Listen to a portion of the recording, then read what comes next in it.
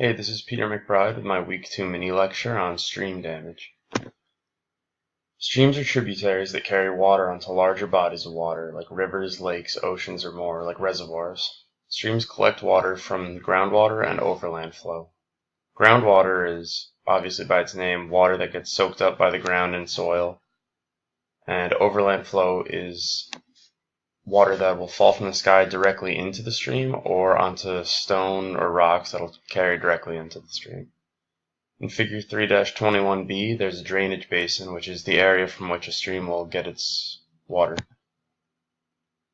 Drainage is how a stream gets its water. And a stream will draw water from both sources, groundwater and overland flow, from a drainage basin. The larger the basin is, the more water it will contain for the stream. The volume of water that a stream carries is called its discharge. Discharge will increase during storms and decrease during dry periods. The Amazon River discharges 200,000 cubic centimeters of water per second. Drainage density is the total length of streams in a drainage basin divided by the area of the drainage basin. Along with water, streams carry sediment. That includes things like dirt, silt, stone, clay, and more.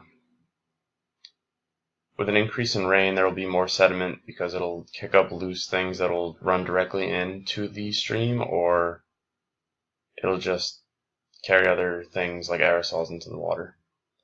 With increased rain, there will obviously be more sediment, and while the sediment is carried by the stream, the banks begin to erode over time. If a stream is graded, it will carry all of the sediment it has collected, meaning there is no more erosion via sediment. Human activity means that humans have undoubtedly changed the surface of the earth to better fit their needs. Human erosion of streams occurs much more rapidly than natural erosion.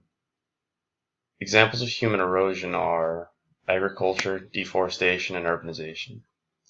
Agriculture harms the environment and creates stream damage by allowing chemicals and pesticides into the water and increasing the amount of sediment in the water that leads to more erosion.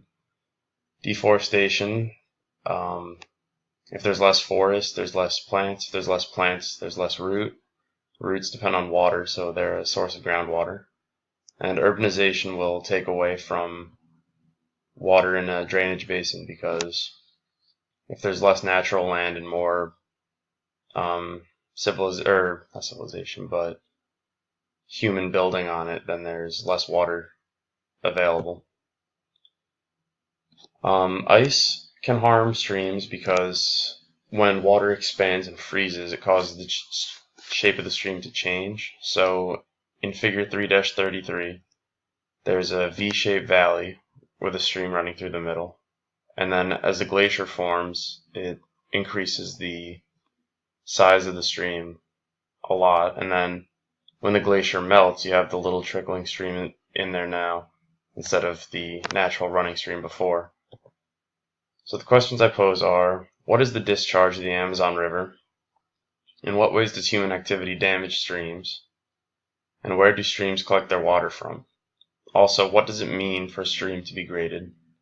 I think all these questions are pretty important when asking about stream damage, and we'll cover most of the topics from the lecture. Thank you, and see you next week.